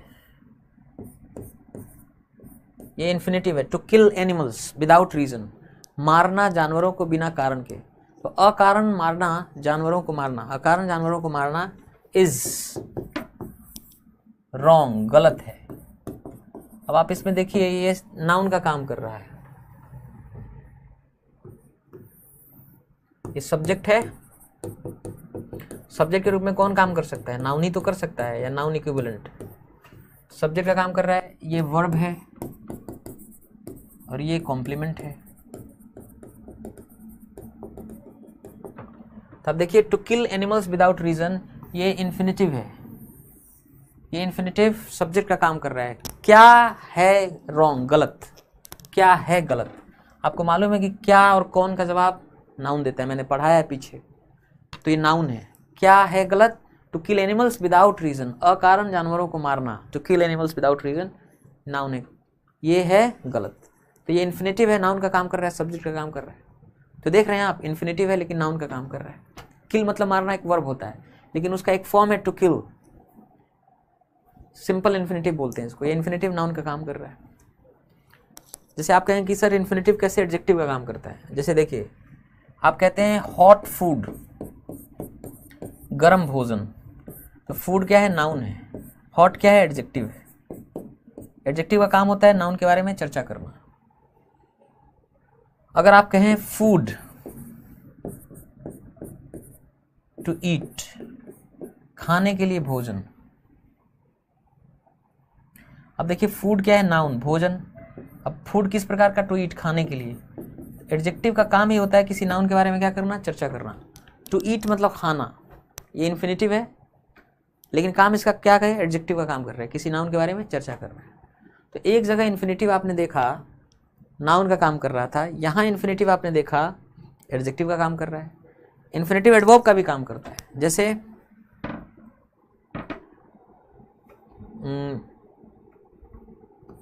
proud, to kill the lion. Proud मतलब होता है, एडजेक्टिव है ये, प्राउड मतलब होता है गर्व से भरा हुआ, है ना, घमंड या गर्व से भरा हुआ। तो गर्वित, किस ढंग से गर्वित? टू किल द लायन, शेर को मारकर गर्वित, शेर को मारने पर गर्वित। टू किल मतलब मारना, टू किल द लायन शेर को मारना पर गर्वित है, उसको मारने पर गर्वित। ये एक्चुअली एडजेक्टिव के बारे में चर्चा कर रहा है, इसलिए एडवर्ब का काम कर रहा है। टू किल मतलब मारना क्या होता है? एडजेक्टिव होता है कि नहीं, इन्फिनिटिव होता है कि नहीं। तो देखिए टू किल द लायन यहाँ इन्फिनिटिव किसका काम कर रहा है? एडवर्ब का। यहाँ पे टू ईट इन्फिनिटिव है, देखिए ये इन्फिनिटिव है, एडवर्ब का काम कर रहा है। यहाँ ये इन्फिनिटिव है, किसका काम कर रहा है? एडजेक्टिव का काम कर रहा है ना। यहाँ जो इन्फिनिटिव है, ये इन्फिनिटिव है, नाउन का काम कर रहा है। तो जैसे मैंने ये एक एग्जाम्पल दिखाया, ऐसे आप देखेंगे भरा हुआ है पूरा इंग्लिश नॉन फिनाइट के इस्तेमाल से, है कि नहीं। जैसे आपने कहा आई लाइक मैंगो, मैं पसंद करता हूँ क्या? आम। आपको मालूम है ट्रांजिटिव वर्ब के बाद नाउन ही आता है, ऑब्जेक्ट का काम करता है। ये सब्जेक्ट है, मैं पसंद करता हूँ आम। अगर आप यहाँ लिखा होता है कि आई लाइक स्विमिंग, स्विम मतलब तैरना, उसी से बना है swimming, swimming in the pool, मैं पूल में तैरना पसंद करता हूँ। अब ये पूरा क्या है? ये जीरंड है, लेकिन ये नाउन का काम कर रहा है, ये भी ऑब्जेक्ट का काम कर रहा है। पीछे चलिए अगर, तो देखिए स्विमिंग से डूइंग है, डू में आंजी लगाने से बना, वैसे स्विम में आंजी लगाने से स्विमिंग। स्विमिंग अपने लिए अपना एडवर्ब लेके आया इन द पूल, तो स्विमिंग इन द पूल एक साथ वो जीरंड का काम कर रहा है और नाउन का काम कर रहा है। देख रहे हैं आप कि आई लाइक मैं पसंद करता हूँ क्या, क्या का जवाब नाउन ही देता है ना। तो I like swimming in the pool, pool में तैरना पसंद करता हूँ, तो पूल में तैरना क्या का जवाब दे रहा है? नाउन का काम कर रहा है। तो है जीरंड नाउन का काम कर रहा है कि नहीं कर रहा है? तो उसी तरह से जैसे आपने कहा अ ब्रोकन हार्ट, टूटा हुआ दिल। हार्ट क्या है? नाउन है। ब्रोकन क्या है? एडजेक्टिव है, क्योंकि ये नाउन के बारे में चर्चा कर रहा है। हार्ट, दिल किस प्रकार का? ब्रोकन, टूटा हुआ। आपको मालूम है पास्ट पार्टिसिपल फॉर्म है, break, broke, broken, third form है। अगर आप ब्रेक का बनाएं, टू ब्रेक मतलब तोड़ना, टू बी ब्रोकन तोड़ा जाना, टू हैव ब्रोकन तोड़ चुका होना, टू हैव बीन ब्रोकन तोड़ा जा चुका होना, टू बी ब्रेकिंग तोड़ रहा होना, टू हैव बीन ब्रेकिंग कुछ समय से तोड़ रहा होना, ब्रेकिंग तोड़ना, बीइंग ब्रोकन तोड़ा जाना, हैविंग ब्रोकन तोड़ चुका होना, हैविंग बीन ब्रोकन तोड़ा जा चुका होना, ब्रेकिंग तोड़ रहा, बीइंग ब्रोकन तोड़ा जा रहा, हैविंग ब्रोकन तोड़ चुका हुआ, हैविंग बीन ब्रोकन तोड़ा जा चुका, ब्रोकन तोड़ा गया। तो ब्रोकन पास्ट पार्टिसिपल फॉर्म, ये पार्टिसिपल फॉर्म होता कि नहीं। अब मैं बताऊं आपको, इनका अलग अलग नाम भी है। ये जो 6 इन्फिनेटिव है इनका नाम है, जैसे इसका नाम है simple infinitive, simple passive infinitive, इसका नाम है परफेक्ट इन्फिनेटिव, इसका नाम है परफेक्ट पैसिव इन्फिनेटिव, इसको कंटिन्यूअस इन्फिनेटिव बोलते हैं, ये परफेक्ट कंटिन्यूअस इन्फिनेटिव बोलते हैं, इसको simple gerund, simple passive gerund, perfect gerund, perfect passive gerund, ये present participle, present passive participle, perfect participle, perfect passive participle, past participle, इनका नाम है। ये नाम हम लिखेंगे, अभी बताएंगे इनका नाम क्या है। मैं अभी ये दिखाने की कोशिश कर रहा हूँ कि देखिए ये जो इन्फिनेटिव है, जीरंड है, पार्टिसिपल है, किस तरह से नाउन एडजेक्टिव एडवर्ब का, ये जीरंड नाउन का, पार्टिसिपल एडजेक्टिव का, एडवर्ब का काम करता है। बहुतेरे यूज है, बहुत ज़्यादा यूज है इनका इंग्लिश के अंदर। तो नॉन फिनाइट पहले सीखना है, तब हम फिनाइट वर्ब फॉर्म चलेंगे। फिनाइट वर्ब फॉर्म सीखने में बहुत टाइम लगेगा। क्यों? मेन तो वही है जिसकी वजह से अंग्रेजी नहीं आती आपको। किसी भी सेंटेंस के अंदर, किसी भी क्लॉज के अंदर एक सब्जेक्ट जरूर होता है, एक वर्ब कंपोनेंट फिनाइट वर्ब जरूर होता है। अब उसी फिनाइट वर्ब के ना आने की वजह से आपको अंग्रेजी समझ में नहीं आता है, पढ़ने, लिखने, बोलने, सुनने। तो फिनाइट वर्ब फॉर्म 120 है, इसको पढ़ेंगे हम आराम से, इसको 40-45 लेक्चर में पढ़ेंगे आराम से। लेकिन जो नॉन फिनाइट फॉर्म है 15 फॉर्म, पहले इसको सीखना ज़रूरी है। ये कम है और जल्दी से सीख लेंगे हम इसको। और इसको सीखना कैसे पता है? जुबान पे होना चाहिए। It should be on your finger tips.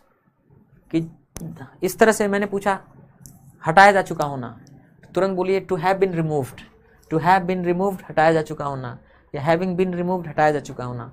Perfect passive infinitive, perfect passive gerund, ऐसा इतना खतरनाक तेज तरीके से बोलना है। या हमने कोई इंग्लिश में बोल दिया हैविंग बीन किल्ड, तो तुरंत बोलिए कि हैविंग बीन किल्ड दो चीज़ हो सकता है। हैविंग बीन किल्ड ये परफेक्ट पैसिव इन्फिनेटिव हो सकता है, मारा जा चुका होना, या हैविंग बीन किल्ड मारा जा चुका हुआ है, परफेक्ट पैसिव पार्टिसिपल हो सकता है। तो इतनी जुबान पे ये होनी चाहिए। तो आइए इनका हम नाम लिखते हैं। नॉन फिनाइट का नाम लिखते हैं। Simple infinitive, simple passive infinitive, perfect infinitive,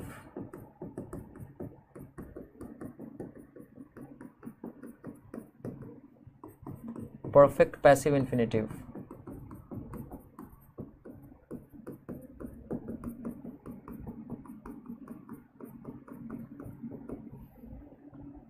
continuous infinitive,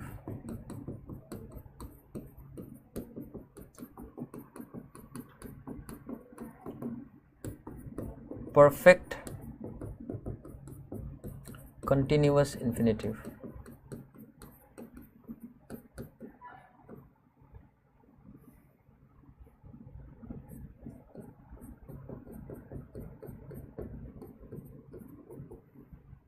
तो देखिए इन्फिनेटिव के 6 रूप।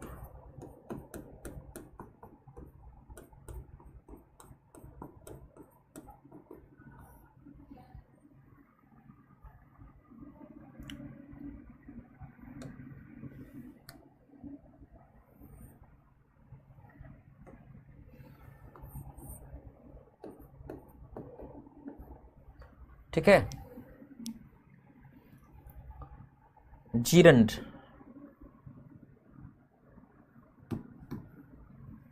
इनका भी 4 रूप होता है। Simple gerund,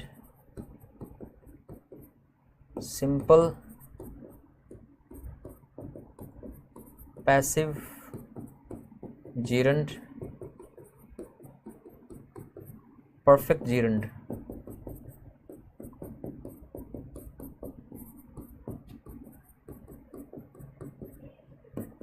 perfect passive gerund.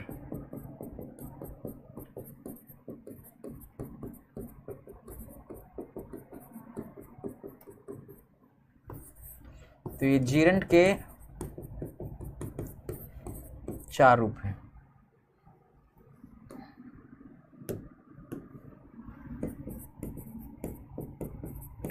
Present participle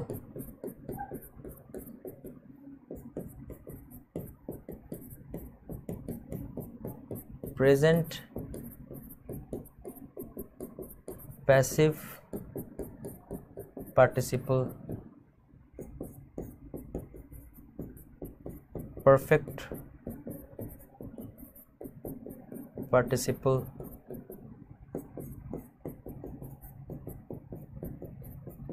perfect passive participle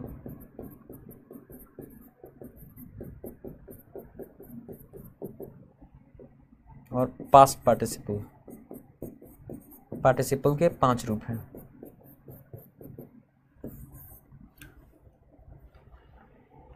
तो इन्फिनेटिव तो नाउन का काम करते हैं, एडजेक्टिव का काम करते हैं, एडवर्ब का काम करते हैं।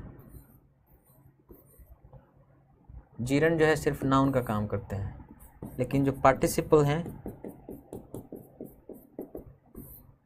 इनके 5 रूप हैं। ये एडजेक्टिव का काम करते हैं और ये एडवर्ब का भी काम करते हैं।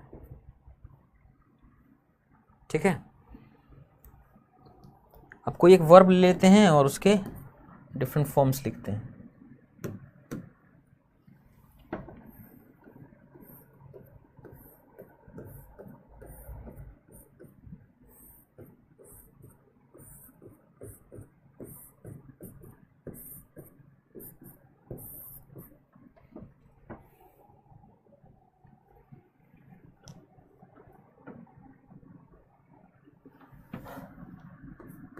टू गिव, टू गिव मतलब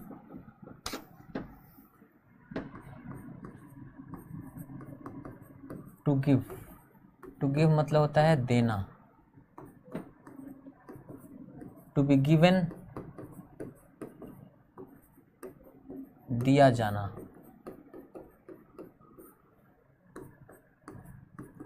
to have given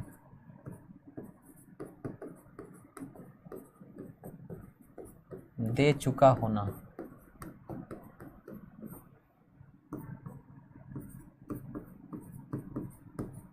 to have been given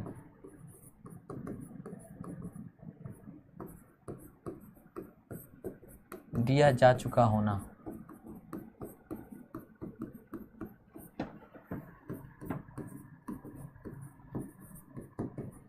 to be giving दे रहा होना। To have been giving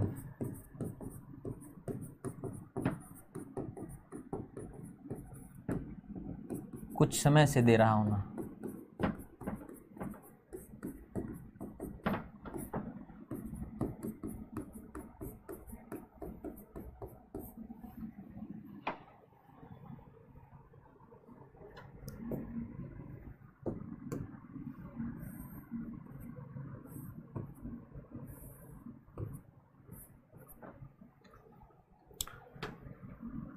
giving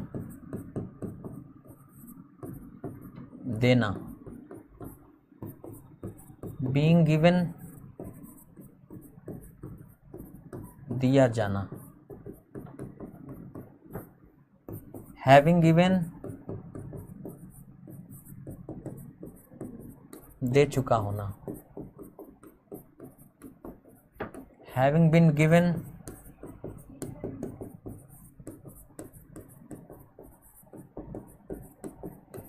दिया जा चुका होना।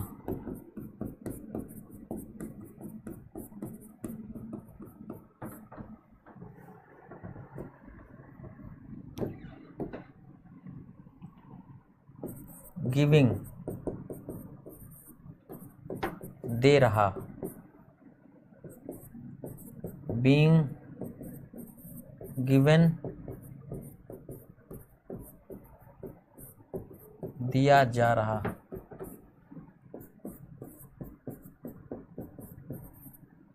हैविंग गिवन दे चुका हुआ।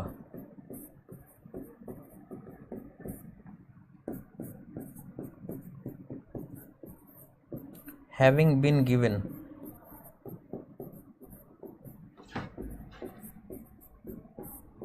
दिया जा चुका हुआ।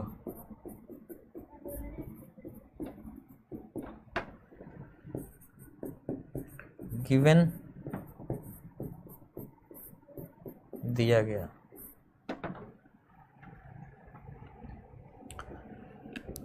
तो ये नॉन फिनाइट फॉर्म बनते हैं इस तरह से। अब ये जुबान पे होना चाहिए, it should be at your finger tips.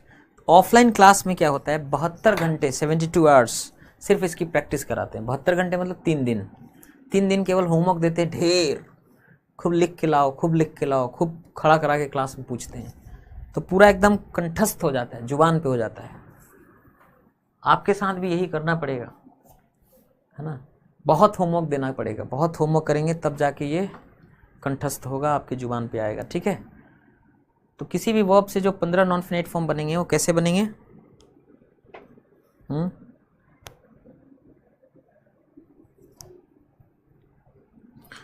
Palak Kesarwani, sir please again explain non finite. देखिए नॉन फिनाइट किसको कहते हैं, क्लास में बाद में अगर जुड़ी होंगी तो पहले जाकर देख लीजिएगा, ठीक है ना। नॉन फिनाइट क्या होता है कि वर्ब के इस तरह से 15 फॉर्म जो बनते हैं वो एक्चुअली देखिए नाउन एडजेक्टिव एडवर्ब का काम कर रहे हैं। जैसे इन्फिनेटिव के 6 फॉर्म, डू मतलब करना वर्ब होता है, उसी से बने हुए हैं। ये नाउन एडजेक्टिव एडवर्ब का काम कर रहे हैं। डू से ही बने 4 फॉर्म है, जीरंड नाउन का काम कर रहे हैं। ये डू से बने हुए 5 फॉर्म पार्टिसिपल हैं जो एडजेक्टिव एडवर्ब का काम कर रहे हैं। तो वर्ब से ही बनने वाले फॉर्म होते हैं नॉन फिनाइट। कुल कितने फॉर्म होते हैं? 15 फॉर्म होते हैं, जिसमें 6 इन्फिनेटिव, 4 जीरंड और 5 पार्टिसिपल होते हैं। तो वर्ब से ही बने हुए ये फॉर्म या रूप हैं, लेकिन काम इनका एडजेक्टिव का है, एडवर्ब का है, नाउन का है। इन्हें तब हम नॉन फिनाइट कहते हैं। तो नॉन फिनाइट के जो 15 फॉर्म हैं वो जुबान पे होना चाहिए आपको। इन 15 नॉन फिनाइट फॉर्म को मैंने एक और जगह लिख दिया। इनका नाम भी होता है, पूरे जो 15 नॉन फिनाइट फॉर्म है इनका नाम है। जैसे 6 इन्फिनेटिव है, इनका अपना अलग अलग नाम है। टू गिव सिंपल इन्फिनेटिव है, to be given simple passive infinitive है, to have given perfect infinitive है, to have been given perfect passive infinitive है, to be giving continuous infinitive है। अच्छा, नाम से स्पष्ट हो जा रहा है। परफेक्ट का मतलब काम खत्म, काम खत्म, परफेक्ट। और कंटिन्यूअस मतलब काम जारी। परफेक्ट कंटिन्यूअस मतलब काम खत्म भी हो गया और अभी चल भी रहा है। जैसे कुछ समय से दे रहा होना, तो कुछ समय से अब तक तो दे चुके हुए काम खत्म और अभी भी दे रहे हैं, कंटिन्यूअस भी है, इसलिए इसका नाम है परफेक्ट कंटिन्यूअस इन्फिनेटिव। तो सिंपल इन्फिनेटिव टू गिव, देना। अब चलिए कोई और वर्ब ले लेते हैं। जैसे एक वर्ब है टीच मतलब पढ़ाना, teach, taught, taught. Third form क्या होता है? टॉट होता है। तो सिंपल इन्फिनेटिव टू टीच, पढ़ाना। Simple passive infinitive to be taught, पढ़ाया जाना। Perfect infinitive to have taught, पढ़ा चुका होना। Perfect passive infinitive to have been taught, पढ़ाया जा चुका होना। Continuous infinitive to be teaching, पढ़ा रहा होना। Perfect continuous infinitive to have been teaching, कुछ समय से पढ़ा रहा होना। सिंपल जीरंड टीचिंग, पढ़ाना। Simple passive gerund being taught, पढ़ाया जाना। परफेक्ट जीरंड हैविंग टॉट, पढ़ा चुका होना। Perfect passive gerund having been taught, पढ़ाया जा चुका होना। प्रेजेंट पार्टिसिपल टीचिंग, पढ़ा रहा। Present passive participle being taught, पढ़ाया जा रहा। परफेक्ट पार्टिसिपल हैविंग टॉट, पढ़ा चुका हुआ। Perfect passive participle having been taught, पढ़ाया जा चुका हुआ। पास्ट पार्टिसिपल फॉर्म टॉट, पढ़ाया गया। तो एक पूरा याद होना चाहिए, कंठस्थ होना चाहिए आपको, ठीक है। तो टेलीग्राम ग्रुप बन गया है। उस टेलीग्राम ग्रुप में हम आपको होमवर्क देंगे। उस होमवर्क में क्या रहेगा? वर्ब रहेंगे। उन वर्ब्स का आपको फॉर्म का नाम, उसका इंग्लिश फॉर्म, उसकी हिंदी इक्विवेलेंट चाहें तो लिख सकते हैं। जो लोग हिंदी मीडियम है वो लिखेंगे, जो नॉन हिंदी मीडियम बैकग्राउंड के हैं छोड़ देंगे, ठीक है। पर हिंदी वाले ज़रूर हिंदी लिखेंगे। तो आपको इधर नाम, इधर फॉर्म लिखना है, इधर फॉर्म का नाम, इधर फॉर्म लिखना है और हिंदी लिखना है। तो इस तरह से हम 50 वर्ब देंगे। 50 वर्ब के आप 15 फॉर्म्स पूरा लिख के लाएंगे। तो 50 पेज का होमवर्क है जो हम आपको दे रहे हैं। और ये बहुत होमवर्क नहीं है, ऐसा होमवर्क हम देते हैं ऑफलाइन क्लास में, और वो करके आना होता है, कॉपी चेक करते हैं, नहीं आने पर क्लास से भगा भी देते हैं। तो ऑनलाइन क्लास भी तभी इफेक्टिव होगा जब आप डिसिप्लिन रहें, अनुशासित रहें और जो होमवर्क दें करके आएँ, ठीक है। तो दैट्स इट फॉर टुडे। आज के लिए इतना ही। होमवर्क करके आइएगा, कल मिलेंगे। So till then take care of yourself, bye bye, see you.